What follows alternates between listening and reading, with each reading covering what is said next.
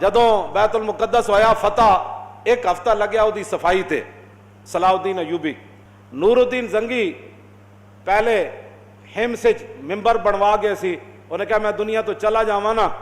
تے اے ممبر جدوں بیت المقدس فتح ہوئے تے پہلا جمعہ اے رکھ کے خطبہ پڑھنا ہے۔ صلاح الدین ایوبی نے فتح کر لیا، ممبر ہمس تو منگا لیا، بڑے اہتمام نہ تے بڑے سج دھج نہ ممبر فوج لین گئی، وہ ممبر لے آئے، پتہ نہیں کتنے سال لگے وہ ممبر بنان ہوتے،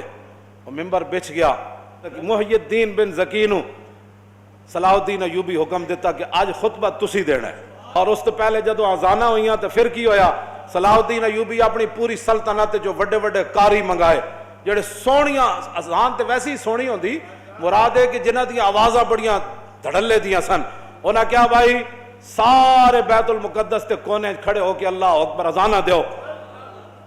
صلاح الدین بھی بیٹھا، پوری فوج بھی بیٹھا۔